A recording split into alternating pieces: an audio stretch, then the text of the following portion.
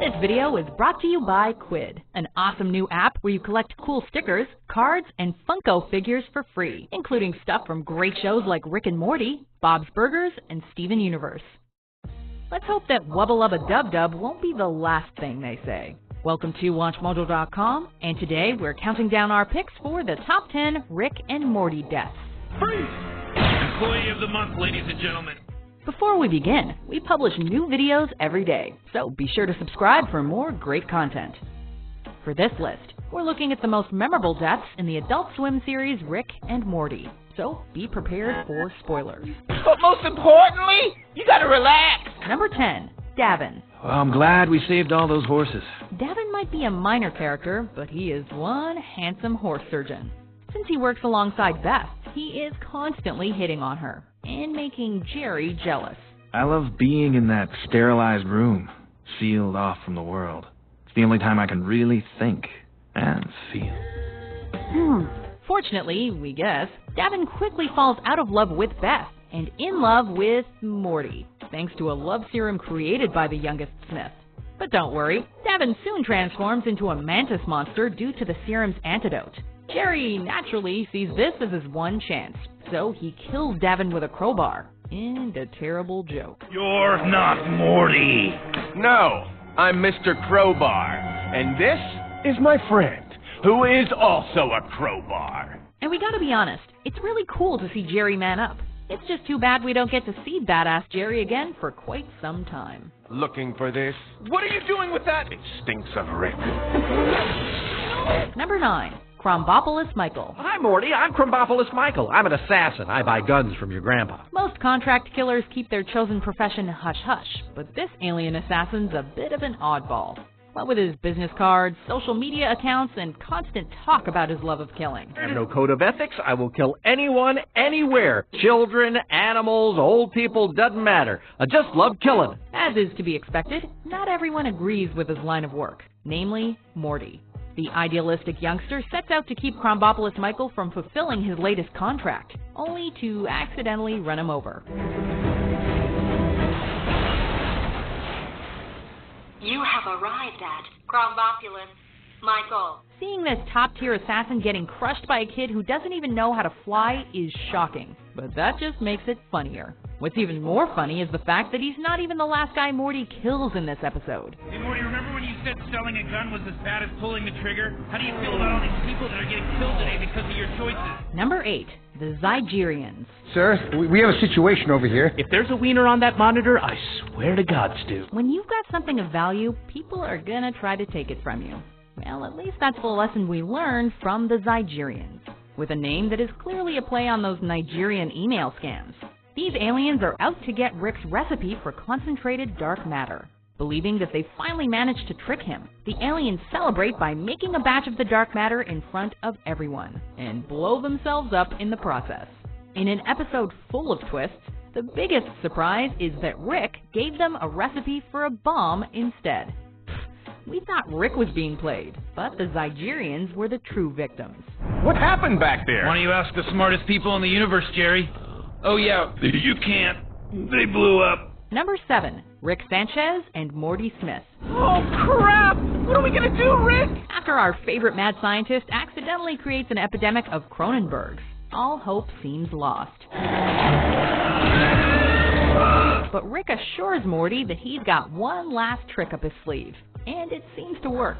The world gets back to normal, and we see the two finally working on Rick's new invention, only to be blown up in a horrific explosion. Just as we begin to process our shock, we see our Rick and Morty pop in. Morty, terrified at the scene, is forced to bury his own corpse, and realizes that he's living with a family that technically isn't his own. This is Rick and Morty brand existentialism at its best.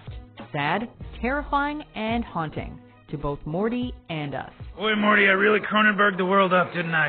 We got a whole planet of Cronenbergs walking around down there, Morty. Number 6, Evil Rick. Everybody relax. If I know these a-holes, and I am these a-holes, they just want to haul me to their stupid clubhouse and waste my time with a bunch of questions. We'd call Rick a lot of things, but nice guy ain't one of them.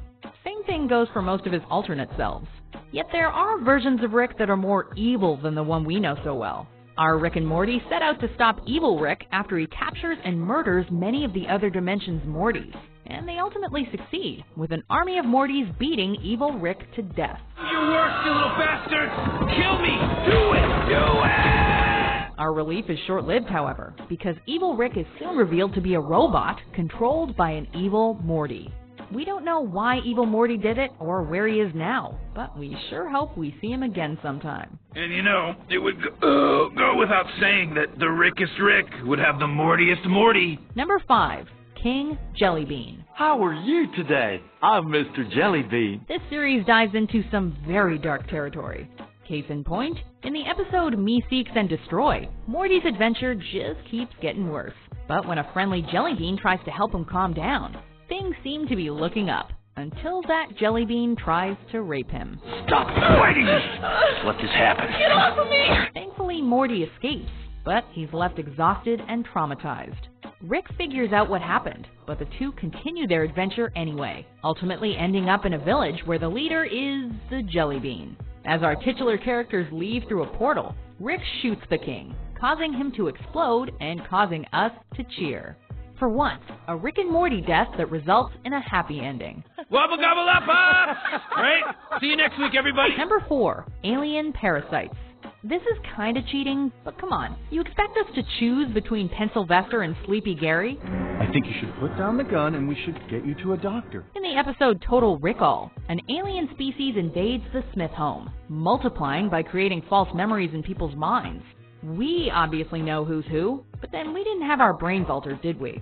Fortunately, Morty manages to figure it all out, so he and Rick grab a veritable arsenal of weapons to take care of these pests.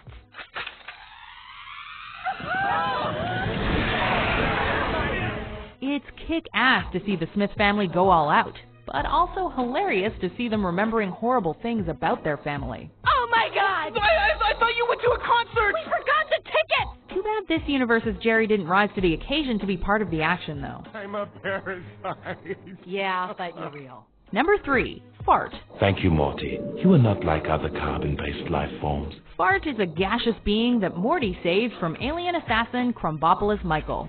So named thanks to an insult once thrown at it by Rick. Oh, good job, Morty. You killed my best customer, but you saved a mind-reading fart. A powerful entity, Fart can piece together atoms to create any form of matter, including gold, and it can influence other entities. I am no more valuable than life itself. However, I am able to alter the composition of atoms. Morty questions his decision to save Fart throughout his journey, but ultimately leads him back to his portal. It's at this very moment that he discovers this thing intends to return and destroy all life. Heartbroken and realizing his mistake, Morty kills Fart, marking an important moment in the youngster's life. I'm gonna miss you, Fart. I'm really sorry your name became Fart. Number 2. Lighthouse Chief.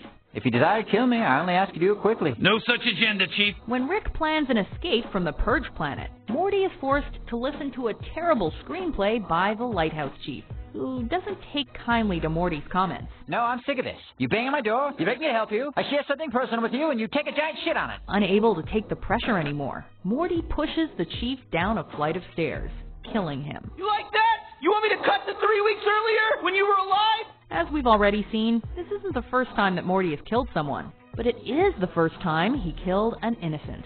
To be honest, it's pretty surprising to see Morty like this, and it only gets worse, as he then goes on a bloody rampage.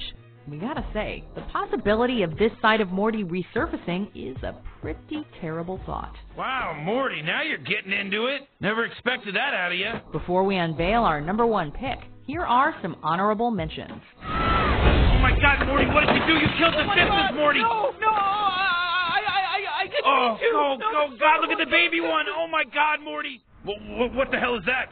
Payback. Grandpa Rick! Duh. Number 1, Bird Person. Tammy, I was approaching infertility when I met you, but there is still time. I am yours until my death. In case you haven't noticed, Rick's number 1 goal in life isn't to make friends. In fact, there are very few people that he truly cares about and considers buddies. But Bird Person is one of those lucky few. Rick and his old pal happen to be wanted by the Galactic Federation, making Bird Person's wedding to Tammy all the more risky. Unfortunately, because Bird Person lets his emotions blind him, he gets killed by his new lover. Tammy, what are you doing? Sit your bird ass down. Tammy? This is actually a heartbreaking death because Bird Person is such a passive character. And it's even harder to take because we see Rick lose it. Of course, this isn't the last we'll see of Rick's avian ally. I am Phoenix Person. Phoenix Person. Is that what we settled on? I thought we all agreed on Cyberbird. This video is brought to you by Quid. Quid is an awesome new app where you can collect cool stickers, cards, and Funko figures for free all on your phone. Quid has thousands of free stickers you can't find anywhere else, from hot shows like Rick and Morty, Steven Universe, Adventure Time, and Bob's Burgers. Drag and drop stickers directly into iMessage, trade them with your friends, and showcase your collection by adding them to your images in your camera roll.